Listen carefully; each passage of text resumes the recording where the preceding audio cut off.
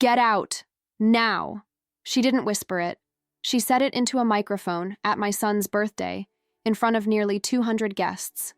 The music stuttered and died like someone yanked the cord. Laughter cracked in half. Heads turned all at once, synchronized, the way crowds do when they sense a public moment they'll remember later. My daughter-in-law, Brielle Parker, stood at the head of the dining room like it was her stage. Her smile was polished, photogenic, sharp enough to cut. The house was packed. Gold balloons, a catered buffet, a cake so tall it looked like a trophy. The kind of party that makes people say, wow, they really went all out. And then Brielle raised her glass and said sweetly, quick announcement, everyone. She waited until the room quieted, until every fork paused midair, until the attention was hers. Tonight is special, she said.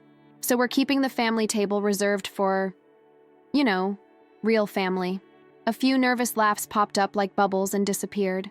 I was still trying to understand why my stomach felt wrong, why the air suddenly felt colder, when her eyes found me across the room. Mrs. Morales, she said, and my name sounded like something she scraped off her shoe. The family table is full. A pause. A deliberate, cruel pause. You can sit in the kitchen, back there, with the staff. The word kitchen landed like a label slapped on my forehead. Someone coughed. A woman near the window dropped her eyes like she'd been caught watching something shameful. I heard one late laugh. Too late. Someone trying to pretend this was normal, like if they laughed, they wouldn't have to intervene. And then I saw it. A younger cousin with his phone held up, recording, like my humiliation was content. I searched for my son, Ethan, 3 steps away, 3. He looked at me, actually looked, and my chest lifted for half a second because I thought, good, he's coming. But he didn't come. He did a tiny, nervous smile, the kind people do when they want the room to believe everything is fine. He glanced at his friends. He lifted his glass like he could toast away what was happening. And that silence, his silence, hurt more than the microphone. Brielle glanced at him just for a beat, like she was checking for permission. He gave it to her by doing nothing. My face burned. I could feel heat rushing up my neck. My hands trembled, but I kept them still. Because women like Brielle don't just want to hurt you. They want your reaction. They want tears and pleading and a scene, so they can look calm while you look crazy. They want to steal your dignity first, because once they do that, they can take everything else. My name is Elena Morales. I'm a widow. I raised Ethan through lean years and long nights and the kind of work that leaves your hands cracked and your back sore. I've learned a simple truth the hard way. Whoever controls the room tries to control the money. So I did the one thing Brielle didn't expect. I adjusted the strap of my purse.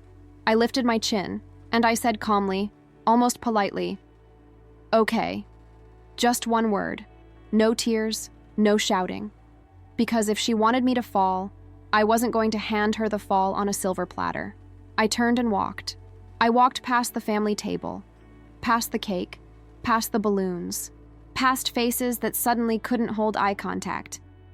I heard whispers like little cracks. Did she really just... That's his mom. Oh my God. But nobody moved. Nobody.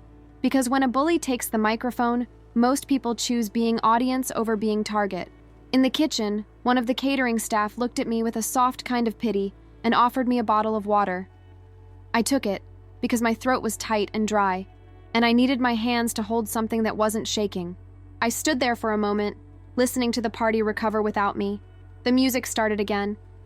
Laughter returned, thinner, tense, forced. And in that moment, the humiliation stopped being just humiliation. It became a message. This is my house, my family, my rules. Your place is wherever I point. I didn't stay long enough to give her the satisfaction of seeing me tucked away. I went back out just long enough to grab my coat. And that's when the second punch landed. I opened my purse to check for my keys, and the small velvet pouch I always kept inside, the one with my wedding band and my mother's bracelet, was gone. My stomach dropped. I didn't accuse anyone. Not out loud. Not yet. But my mind snapped back to a detail I'd noticed earlier and dismissed. Brielle brushing too close to my purse when I first arrived, her hand lingering a second too long, like she was doing something she didn't want seen. Maybe it was nothing. Maybe. But my instincts, those instincts you earn after decades of being underestimated, suddenly screamed, "This isn't just about a seat." I didn't go back into the dining room. I didn't demand attention. I didn't make a scene. Because I knew what Brielle wanted, a moment where I looked unstable. So I left. I drove home with my hands locked on the steering wheel, the streetlights streaking across my windshield like harsh judgment. I didn't cry in the car. Crying comes when you feel safe. When I walked into my apartment and shut the door, the silence didn't comfort me. It woke me up. I went straight to the drawer where I keep my documents. I pulled out a thick folder, receipts, contracts, emails, signatures. Because months before, Brielle had called me with that syrupy voice she uses when she's asking for something. "Ethan deserves something big," she'd said, "and everything is so expensive. But you know, if you really love him..." I recognized the script. She sent me estimates. Venue, catering, entertainment. And underneath it all was the pressure. Don't embarrass your son. And because I'm his mother, I helped. But I also did something Brielle didn't understand. I put the contracts in my name, my signature, my payment info, my paper trail. I picked up my phone and made one call. "Mr. Carter?" I said when my lawyer answered. "This is Elena Morales. I need to see you first thing in the morning." Because Brielle had forgotten one detail. I didn't walk into that birthday party as a guest. I walked in as the reason it existed. And when I called my lawyer, what came next wasn't a family argument. It was paperwork. And paperwork freezes people like Brielle. I slept in fragments, not from sadness, from alertness. Like my body was home, but my instincts were still standing in that dining room, hearing the microphone echo over and over. At 6 a.m., and I made coffee and opened my folder across the kitchen table like a map before a war.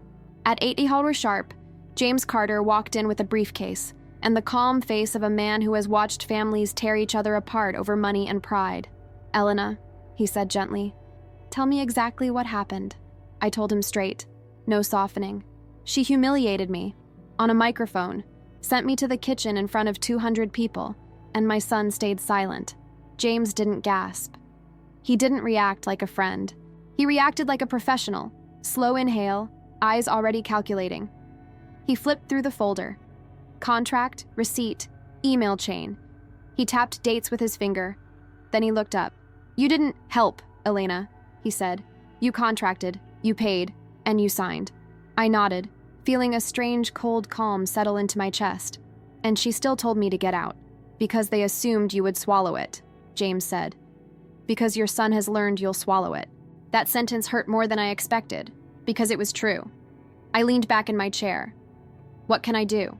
James held up a hand. "First, nothing impulsive. Second, nothing emotional through text.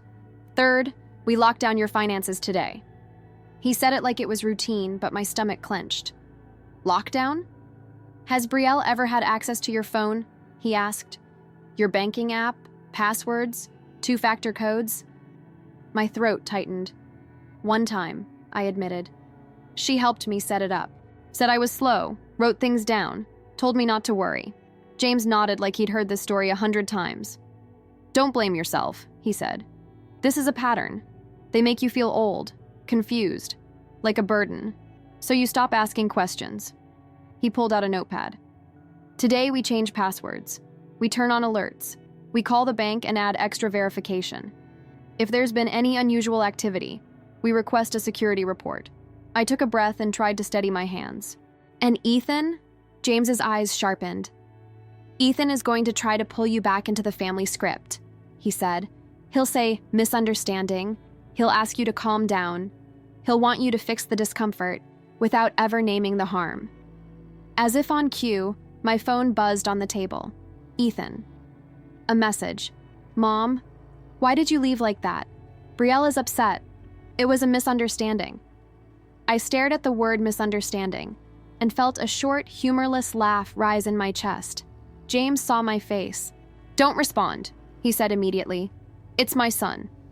"Exactly," he replied.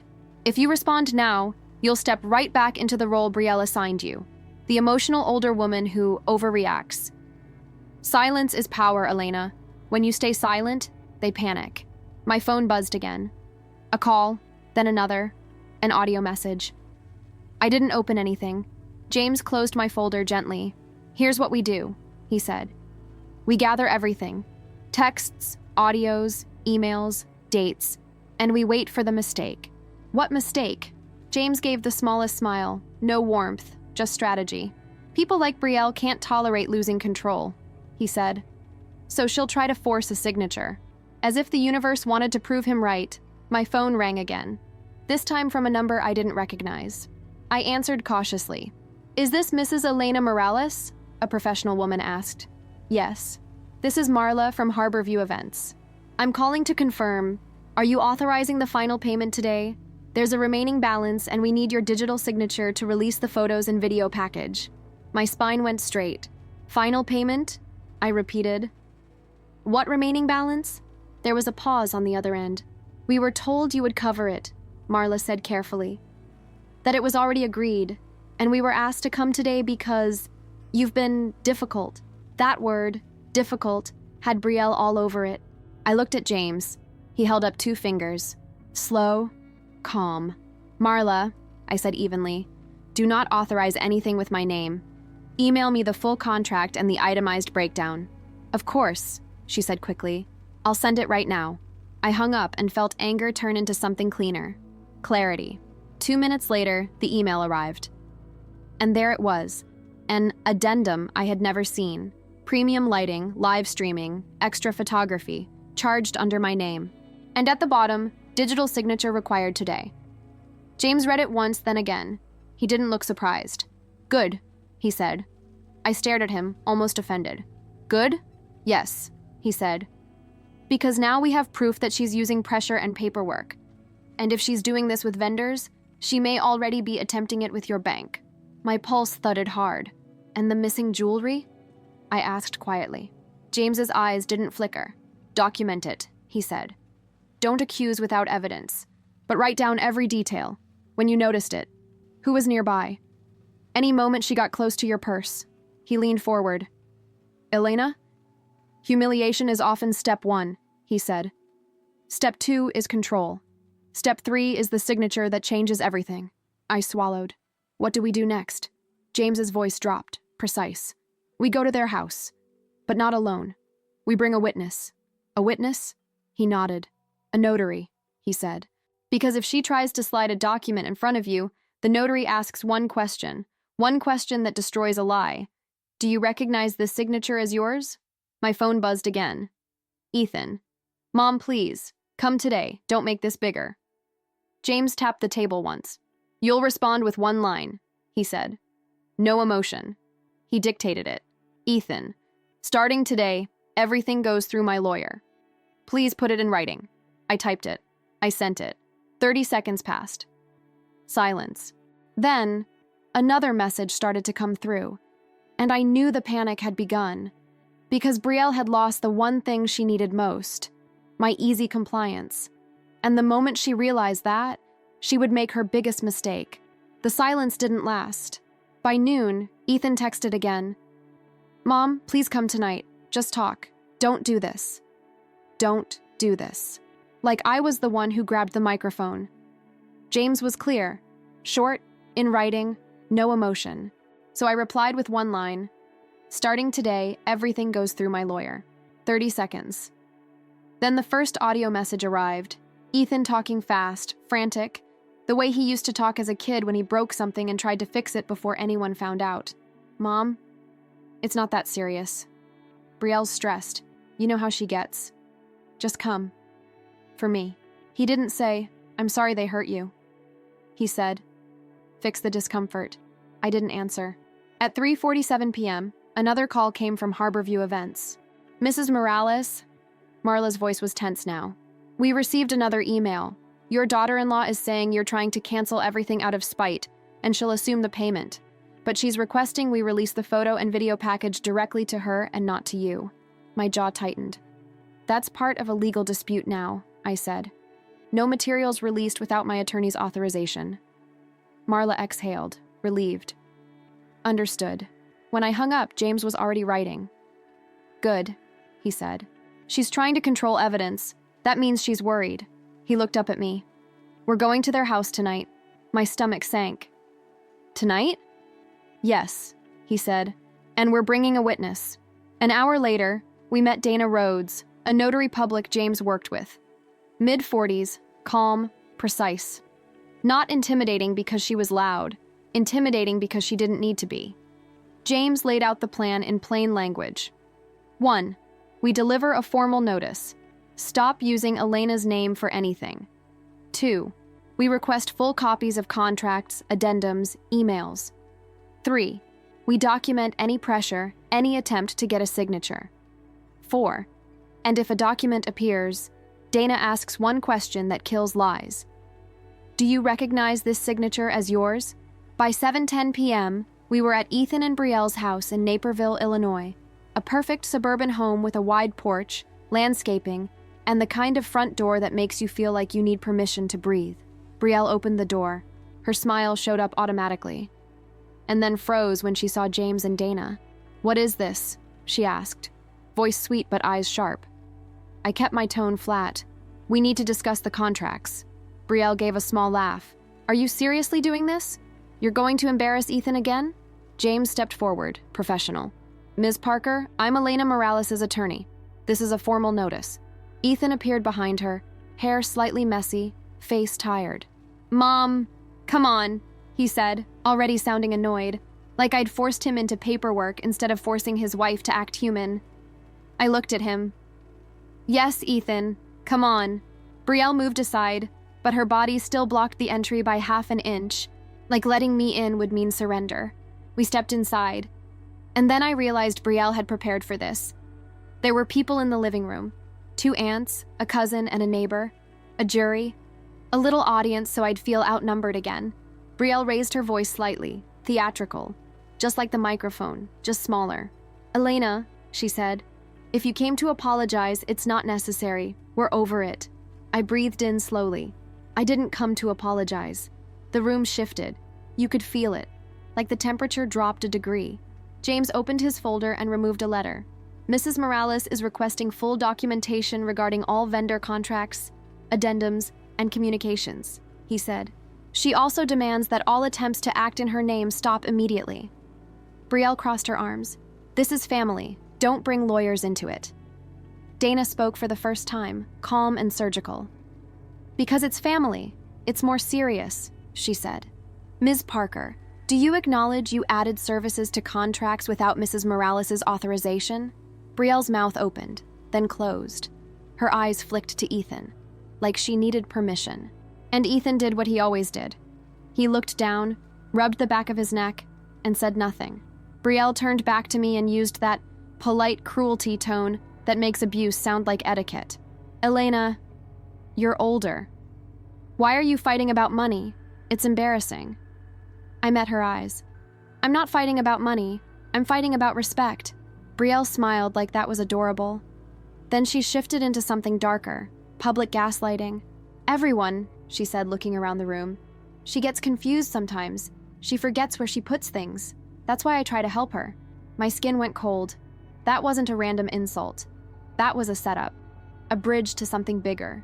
James's expression didn't change, but his eyes sharpened. Let's be very clear, he said. Helping doesn't mean acting without consent. Brielle laughed. So what?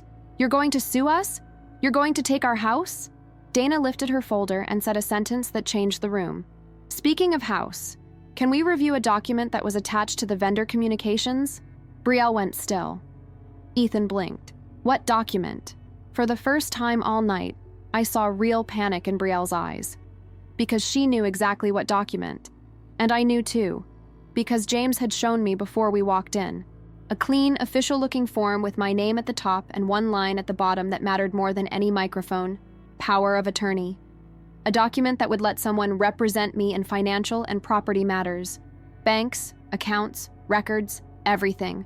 Brielle forced a laugh. Oh my God, it's paperwork. Adult stuff. Boring. Ethan's face tightened. Brielle, what is that? James placed a single sheet on the coffee table. White, crisp, final. Ms. Parker, he said. Why was this sent with instructions for Elena to sign it today? Brielle blinked too fast. I have no idea what you're talking about. Dana stepped closer. This document would allow someone to act in Mrs. Morales' name, she said. Do you understand that? Ethan's eyes widened. Power of attorney? For what?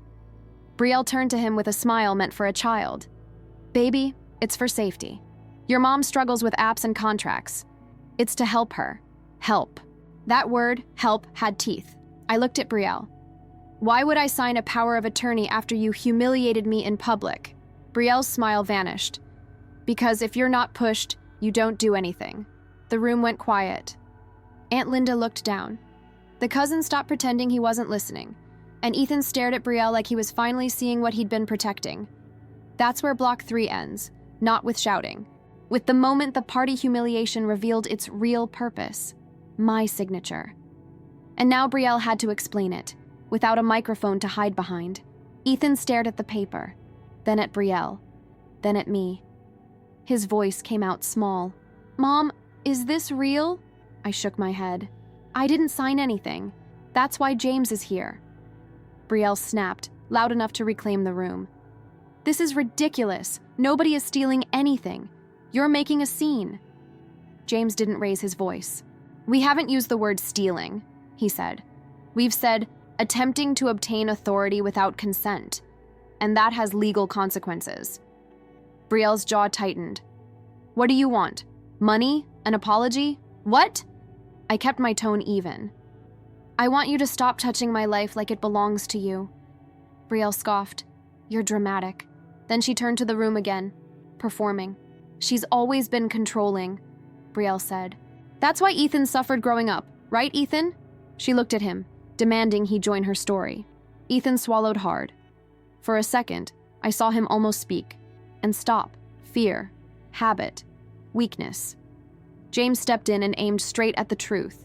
Ethan, he said, did you know about this power of attorney? Ethan shook his head. No. Did you authorize anyone to pressure your mother to sign it? No. James nodded once. Then you need to understand something.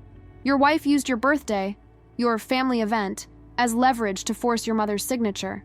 Ethan looked like someone punched him without touching him. Brielle snapped, I was protecting us. Dana opened her folder slowly and pulled out a separate sheet, an official notary record form. Then she asked the question that changes everything in rooms like this. Ms. Parker, Dana said calmly. A simple question. Did Elena Morales sign this document? Brielle answered too fast. No, Dana didn't blink. Then why was it sent with instructions for her to sign it today? Brielle froze, not dramatically, not like a movie, like a person who suddenly realizes she's out of lies that sound believable. A full second passed, maybe 2. In that gap, the room understood. This wasn't misunderstanding. This was a plan. Ethan spoke, finally, cutting through her. Brielle, why would you want power over my mom's money? Brielle turned to him, eyes sharp. Because she's irresponsible. Because you and I have a life to protect. Because your mother... Stop, Ethan said, louder than I'd ever heard him with her. Just stop. Silence hit the room like a door closing. James flipped the power of attorney page and revealed an email printout. Short lines, but enough. It wasn't the full message. Just one instruction that made Brielle's face drain. Have her sign quickly. It's just a form. Dana's eyes lifted. Ms. Parker, she said, that sentence is coercive. You understand that, correct? Brielle's mouth opened, and nothing came out. Her hands clenched. She tried to laugh, but it came out thin. This is insane, she said. James leaned forward, controlled. Brielle, he said, you attempted to obtain legal authority over Elena's finances. You pressured vendors to get signatures. And this afternoon, there was an alert at the bank regarding unusual access attempts. Ethan's head snapped. Bank alert? I watched his face change, confusion turning into fear. I spoke softly, but every word landed. I got a call from my bank. Someone tried to update my information. Brielle exploded. That's not true. James didn't argue. He just slid another page forward. A bank security notice, time-stamped. Ethan stared at it, then at Brielle. You did that? He whispered. Brielle's voice cracked, not with guilt, with rage. I did what I had to do. That was it. That was the real Brielle. No microphone, no party lighting, no audience applause. Just control. Dana placed one more document on the table. "This is a formal notice," she said. "From this moment forward, any attempt to act in Elena Morales' name, banks, contracts, vendors, will be reported." Brielle's face went pale. "Reported unto who?" she asked, suddenly smaller. James answered evenly. "To the bank, to vendors, and if needed, law enforcement." Brielle's eyes flicked to the door like she was looking for an exit. Because people like Brielle don't fear shame the way normal people do. They fear losing the lever. Ethan's voice shook. "Brielle, tell me the truth. What was your plan?" Brielle stared at him like he'd betrayed her by asking. "My plan was to protect our future," she said through clenched teeth. "Because your mom is a problem." I stood up slowly. "No," I said. "I'm not your problem." I picked up my purse. "I'm your obstacle," I added. "And you hate obstacles." Ethan stepped toward me. "Mom, wait." I looked at him, really looked. "If you're my son," I said quietly, "you'll do one thing starting today. Read what you sign, and decide if you want to live with your eyes down forever." Brielle didn't move. She didn't speak. She just watched me, frozen, because for the first time, the room wasn't hers. As we walked out, James leaned close and murmured so only I could hear. "Good. Now she'll activate Plan B." And I already knew what that meant. When control breaks in the living room, they run to the bank, and that's where the next fight would happen. It didn't even take 2 hours. I was still in my living room with my coat on, replaying Brielle's face when the power of attorney paper hit the table, when my phone rang. Private number. A man's voice, professional, clipped. "Mrs. Elena Morales? This is First Lakes Bank Fraud Prevention. We received an alert for an attempted profile update and unusual access activity. Did you authorize anyone to make changes today?" My stomach tightened so hard it felt like my ribs moved. James had warned me. When they feel cornered, they run to the bank. "No," I said, steady. "I did not authorize anyone. Anything regarding my accounts goes through my attorney." A pause. "Understood," the man replied. "We'll place a precautionary lock and initiate a security review. You'll receive a report." When I hung up, my hands were cold, and right on cue, like someone was watching the moment my call ended, Ethan texted, "Mom, Brielle says you're trying to destroy us. The bank is blocking things. Vendors are calling. Please, just talk. Just talk." That's how they do it. They don't say, "We hurt you." They say, "You're causing inconvenience." I didn't respond. Then my phone rang again. Marla, Harborview Events. "Mrs. Morales," she said, voice tense. "We just got another email from Brielle. She's claiming you tried to cancel everything out of revenge. She says she'll take over the payment, but she's requesting we release the full photo and video package directly to her and not to you." My jaw clenched. There it was again. Not just money. Control of the story. "Marla," I said firmly, "this is now a legal dispute. Do not release any materials to anyone without written authorization from my attorney." "Understood," she said quickly. Then her voice dropped. "I'm sorry. I saw what happened when you left the party. It was awful." That apology landed harder than I expected. Not because it fixed anything, because it proved I wasn't crazy for feeling violated. I forwarded everything to James. He called immediately. "Good," he said. "She's trying to control evidence. That means she knows she crossed a line." Before we could say more, another notification popped up. A WhatsApp audio message from Brielle. Her voice was sweet, syrupy, careful. A ribbon on a box of poison. "Elena, I didn't want it to go this far, but you forced it. Ethan is devastated. The family is talking, and honestly, you're older. Why make a big legal mess? If you really love your son, sign the paperwork and end the drama." There it was. If you really love your son, love as a rope. I didn't answer her. I sent the audio to James. He called within 60 seconds. "Perfect," he said. "That's explicit coercion." "Coercion," I repeated, tasting the word like steel. "Yes," he said. "She's telling you to sign or you're hurting your son. That's pressure for a legal outcome. Courts don't like that." I stared at my coffee table, at the folder still open like a wound. "And the jewelry?" I asked quietly. "My velvet pouch is missing." James went silent for one beat. Then his voice sharpened. "Document everything," he said. "Describe it. Photos if you have them." Any distinguishing marks? I opened my phone and scrolled back, years, until I found an old photo from a holiday dinner. My hand was visible. On my wrist, my mother's bracelet with a tiny inside engraving. On my finger, my wedding band. I sent the picture. James exhaled. "Good," he said. "I'm bringing in someone I trust." An hour later, my doorbell rang. James walked in, and with him, a man in his late 50s, quiet, plain clothes, eyes that missed nothing. "This is Ray Donovan," James said. "Licensed investigator. Not the TV version, the real version." Ray gave a polite nod and sat like he'd done it 1,000 times. "Mrs. Morales," he said, "tell me exactly when you noticed the pouch missing." I told him, right after the kitchen humiliation, when I went to grab my keys. "Who was closest to your purse that night?" he asked. I didn't hesitate. "Brielle," I said. "Earlier, when I arrived." She brushed past me. She lingered near my bag. Ray nodded once, like that fit too neatly. "Do you have an item list? Any appraisals? Anything with serial numbers or engravings?" I swallowed. "I have photos," I said. "And the engraving." Ray looked at James. James looked at me. "We'll start with the obvious," James said. "Online marketplaces, pawn contacts, private buyers. People always try to turn quick into quiet. Quiet leaves a trail.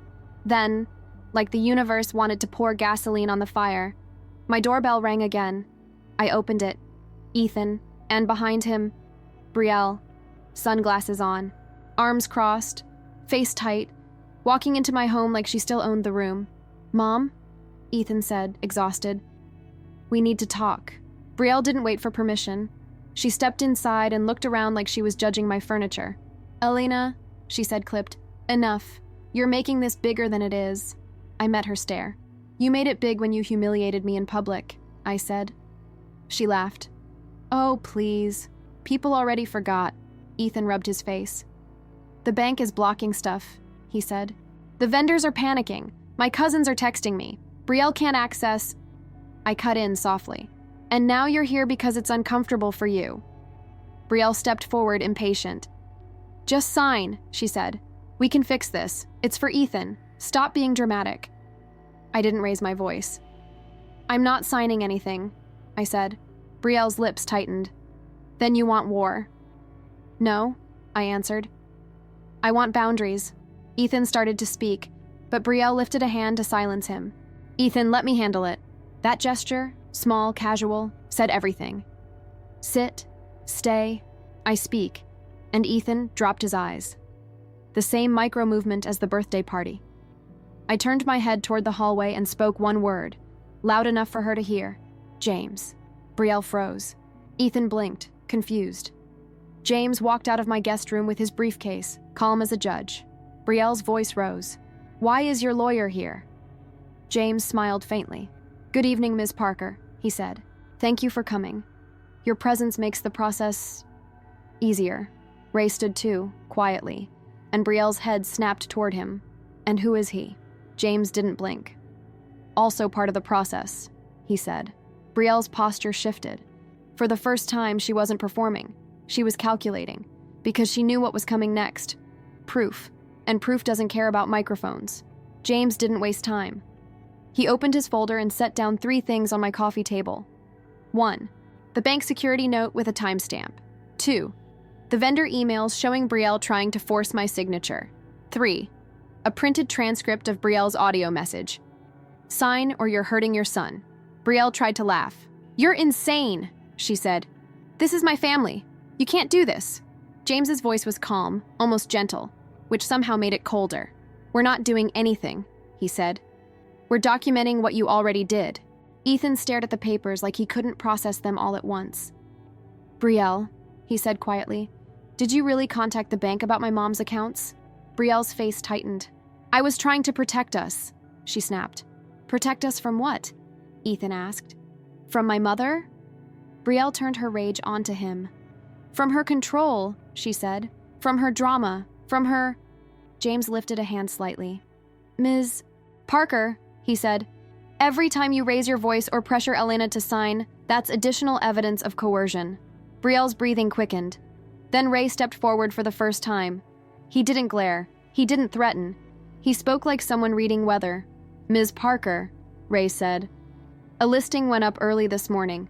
A bracelet matching Mrs. Morales's appears. Same style, same clasp, same inside curve." Brielle scoffed too quickly. "That's ridiculous." Ray held up his phone and turned the screen toward Ethan. A blurry listing photo, bad lighting, rushed angle, but enough. And I saw it. The bracelet. My mother's bracelet. My throat closed. Ethan's face went white. "Brielle," he whispered. Brielle's jaw clenched hard. "That could be anyone's." Ray nodded once. "Normally I'd agree, but there's an engraving visible in the reflection. Partial. Matches the photo Mrs. Morales provided." Brielle's sunglasses were still on, but I could see her panic anyway. Panic doesn't need eyes. Ethan took a step back from her. "Did you take my mom's jewelry?" he asked, voice shaking. Brielle exploded. "I didn't take anything," she yelled. "This is a setup." And that was the moment her mask slipped in a way no speech could repair. Because innocent people don't scream setup when presented with receipts. James didn't argue. He simply slid another sheet forward. "First Lakes Bank has initiated a security review," he said. "Your access to anything connected to Elena Morales is now blocked. Any further attempt will be logged." Brielle's voice dropped, suddenly smaller. "Blocked? How?" James kept his tone even. "Multi-factor locks, verbal passcodes, secondary verification.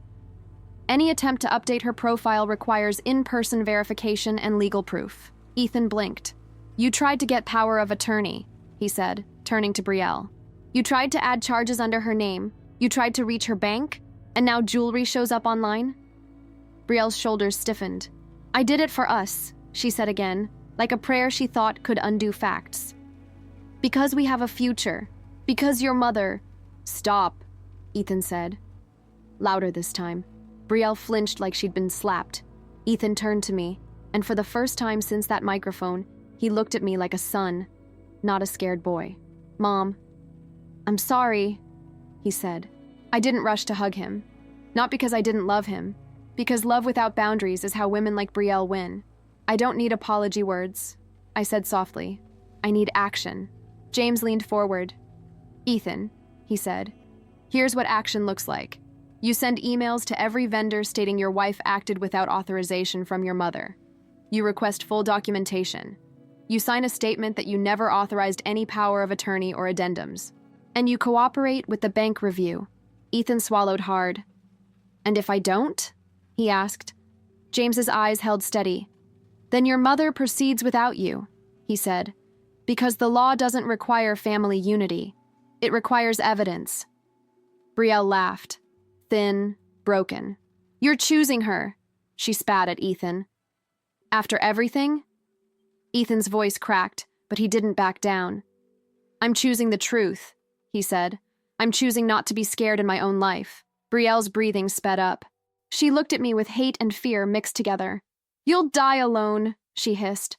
I nodded slowly. "Maybe," I said. "But I'll live the rest of my life with respect." Ray's phone buzzed. He glanced down, then looked up. "The listing was pulled," he said. "Just now." Brielle's head snapped toward him. Ray didn't smile. "When people pull listings fast," he said, "it's because they know they're exposed." Silence hit the room. Brielle finally did the one thing she never wanted to do. She stopped talking. She stopped performing. She grabbed Ethan's arm. "Let's go," she said. Ethan didn't move. Brielle's grip tightened. Ethan pulled his arm back. "No," he said. "Not until you tell the truth." Brielle stared at him like he'd betrayed her by becoming a person. And then she did what control freaks do when control breaks. She ran. She stormed to the door, yanked it open, and left without another word. The house went quiet. Ethan sank onto my couch and buried his face in his hands. "I didn't know," he said, voice muffled. "I didn't know it was this bad." I sat across from him, my hands steady now. "You knew enough to laugh nervously while she humiliated me," I said. "You knew enough to stay silent." That landed. Ethan nodded, tears in his eyes, but he didn't argue. James packed his folder. "This isn't over," he said calmly. "She'll try another angle. She'll play victim. She'll try to charm the family. But she can't charm bank logs. She can't charm vendor emails. She can't charm a notary record. I looked at the open folder on my table. Contracts with my name, my signature, my paper trail. Then I looked at Ethan. Here's what happens next, I said quietly. You rebuild trust with actions, or you lose me. Not because I don't love you, because I finally love myself enough to stop being used. Ethan nodded slowly. I'll do it, he whispered. I'll send the emails. I'll sign the statement. I held up a hand. Not promises, I said. Proof. Weeks later, the bank's prevention order was finalized. Vendors sent full documentation. The addendums were voided. The power of attorney attempt was recorded. And my jewelry, it came back, returned quickly, anonymously, dropped off like guilt with no face. Brielle didn't apologize. She didn't suddenly grow humility. She simply learned something she'd never learned before. A mother who stops reacting becomes dangerous. Because once you stop begging for basic respect, the bully loses the script. And the most satisfying part?